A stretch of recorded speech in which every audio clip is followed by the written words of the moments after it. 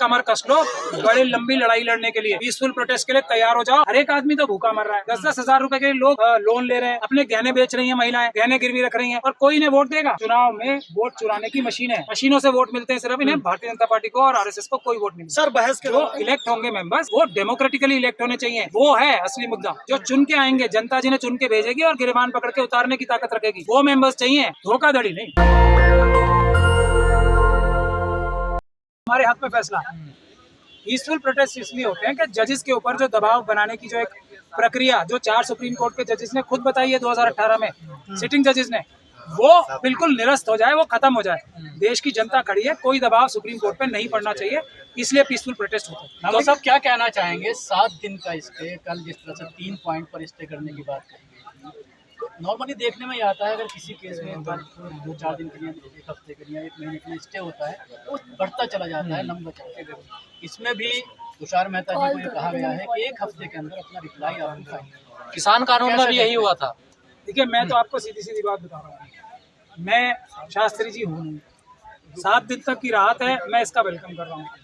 अब 7 दिन के बाद जो होगा मैं उस पर टिप्पणी तभी करूँगा।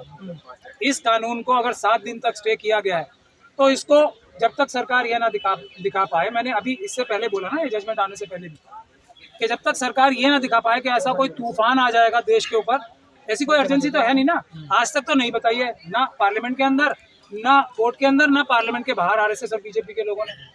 तो ऐसी कोई इमरजेंसी नहीं है, तो सुने इसको, आराम से सुने या जल्दी सुने, उसमें मुझे कोई तकलीफ नहीं। ऐसा नहीं लग रहा है आपको कि जो है बिहार में सरकार बना लेगी बीजेपी इसलिए?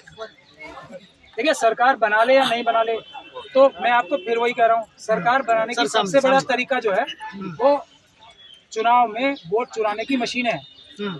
कोई भी देश की जनता, आप समझ लीजिए इस बात को, हर व्यक्ति इतना प्रताड़ित है, अडानी, अंबानी, यूसुफ लुलू जैसे लोगों को छोड़ के और बीजेपी और आरएसएस के कार्यकर्ताओं को छोड़ के, हर एक आदमी तो भूखा मर रहा है। किसको खाने को भी है। आपको पता है क्या हो रहा है? बैंक का 10-10 हजार रुपए के लोग लोन ले रहे हैं, अपने गहने बेच रही हैं, महिलाएं गहने गिरवी रख रही हैं, और कोई इन्हें वोट देगा। मशीनों से वोट मिलते हैं सिर्फ इन्हें, भारतीय जनता पार्टी को और आरएसएस को कोई वोट नहीं। सर बहस के दौरान 2 जो बड़े मुद्दे थे जिस पर बहस हुई कि क्या जो सरकार है गैर मुस्लिमों को ट्रस्ट में, हिंदू ट्रस्ट में हिस्सा देगी या उसको रखेगी, इस पर क्या लगता है कि मुसलमानों के लिए ये बड़ी बात कही गई है कोर्ट में? देखिए, ये सबसे बड़ा, इससे बड़ा एग्जाम्पल बोध गया का है, ये एग्जाम्पल जो चल रहा है, तो वो समझना चाहिए ना, एक ही फॉर्मूला है जो सबके लिए अप्लाई होगा। मगर मुद्दा ये है ही नहीं, ना बोध गया का ना उसका। जो लोग मेंबर बनेंगे वो सरकारें और आरएसएस और बीजेपी नहीं बनाएगी, वरना राजीव कुमार जी जैसे सीएससी बना देंगे मोदी जी को। कोई मुसलमान ही सारे ईमानदार पैदा हुए हैं और ईमानदार मरेंगे, ऐसी गारंटी है क्या?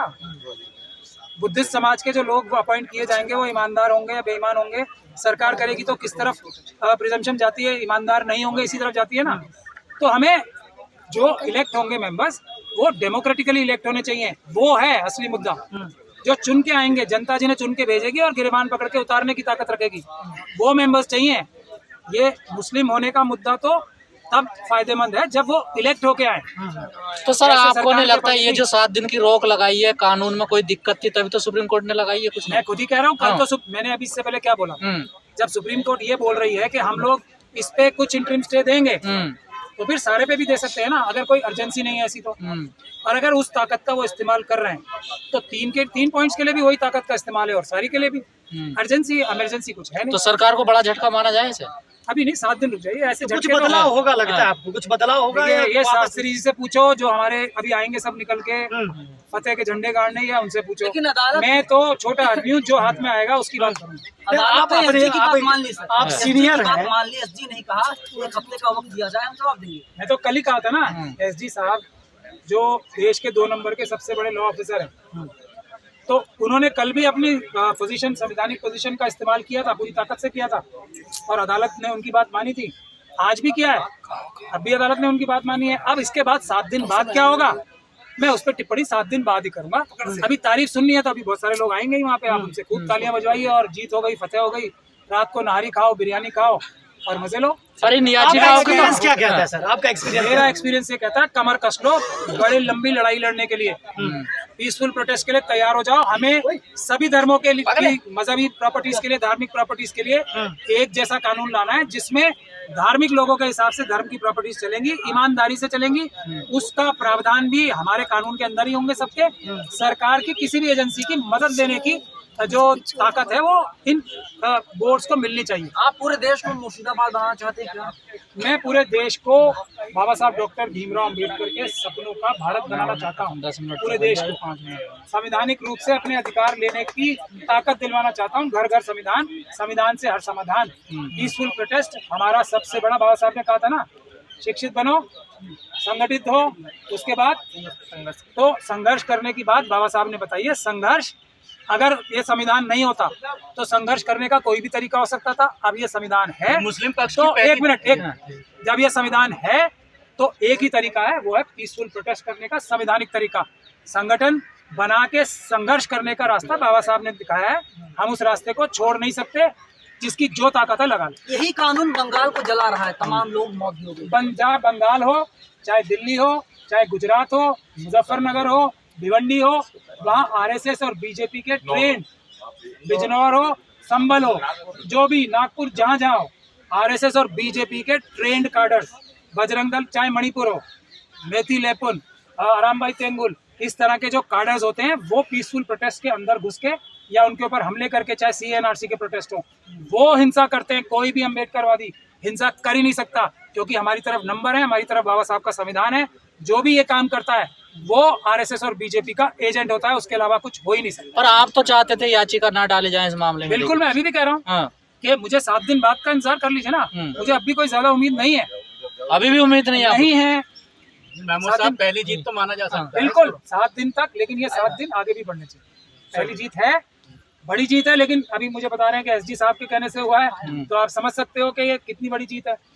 अगर देखिए हाथ में आ जाएगा तो मैं सबसे पहला व्यक्ति होऊंगा जो सबकी तारीफ करूंगा। अगर आ गया तब, धोखाधड़ी नहीं। और जो संशोधित कानून है उस पर किसी भी तरह का अंतरिम आदेश नहीं है, और अगली तारीख तक भारत सरकार को अपना जवाब और उनको जो भी डॉक्यूमेंट्स देने हैं वो देने होंगे, और उसके बाद उनको रिज्वाइंडर का जो पिटिशन है उनको मौका दिया गया है। साथ ही साथ जो स्टेट गवर्नमेंट्स हैं वो भी अपना रिस्पॉन्स देंगे, और ये कहा गया है कि अगली तारीख पर सुनवाई इस पूरे मामले की जारी होगी। तो माननीय सर्वोच्च न्यायालय को जो रेस्पोंडेंट्स यानी कि भारत सरकार ने कहा कि हम डे टू डे सुनवाई के लिए तैयार हैं। आप पूरे मामले को, क्योंकि ये पार्लियामेंट का कानून है, पार्लियामेंट के कानून को आप इस तरह से स्टे नहीं कर सकते हैं, और माननीय सर्वोच्च न्यायालय ने सॉलिसिटर जनरल ऑफ इंडिया के बात को माना है, और उन्होंने संशोधन को स्टे नहीं किया है। सिर्फ उन्होंने उनके 2 पॉइंट पे सॉलिसिटर जनरल के बात को रिकॉर्ड पे लेकर के और अगली तारीख 5 मई मुकर्रर कर दिया है, और 5 मई से इस मामले की सुनवाई शुरू हो जाएगी। तो नियुक्तियों पर तो फिलहाल के लिए रोक लगा दी गई है, अगली तारीख तक। यथास्थिति मैंने आपको बताया कि 2 मुद्दों पर, कि जो काउंसिल में और बोर्ड में अपॉइंटमेंट का जो मामला है वो अगली तारीख तक, जो स्टेटमेंट सॉलिसिटर जनरल ने दिया है कि कोई अपॉइंटमेंट नहीं होगा। और दूसरा जो है वक्फ व यूजर, तो माननीय सर्वोच्च न्यायालय अपने आदेश में लिखा है कि जो रजिस्टर्ड है और गैजेटेड हैं उसको गवर्नमेंट डी नोटिफाई नहीं करेगी अगले आदेश तक। सर आप कौन से पक्ष के लिए? आज की सुनवाई पूरी हो गई क्या सर? मतलब नहीं, सिर्फ वही जो रजिस्टर्ड एंड गैजेटेड हैं। हाँ बिल्कुल, ये ऑर्डर शीट में है। जो रजिस्टर्ड नहीं है, जो गैजेटेड नहीं है, उसको सरकार संशोधन कानून के हिसाब से डी नोटिफाई कर सकती है। सर आप किसके लिए अपीयर हुए थे? मैं हिंदू सेना और हिंदू महासभा, 2 हमारे एप्लीकेंट्स हैं, उनकी तरफ से मैं संशोधन के समर्थन में हाजिर हुआ। सर आप नाम बता दीजिए सर, नाम बता दीजिए सर। वरुण कुमार सिन्हा, विष्णु गुप्ता के लिए, और एक पवन अग्रवाल है उनके लिए। सतीश अग्रवाल। आज की सुनवाई पूरी हुई? नहीं, आज की सुनवाई पूरी हो गई। अगली तारीख 5 मई की मुकर्रर हुई है। नेशनल दस्तक की आपसे गुजारिश है कि अगर इसको बचाना चाहते हैं तो नेशनल दस्तक को सब्सक्राइब करने के लिए रेड कलर के सब्सक्राइब बटन को दबाएं, फिर बेल आइकन की घंटी दबाएं। नेशनल दस्तक को बचाने के लिए बहुत जरूरी है कि हर खबर को शेयर करें, लाइक करें, कमेंट जरूर करें।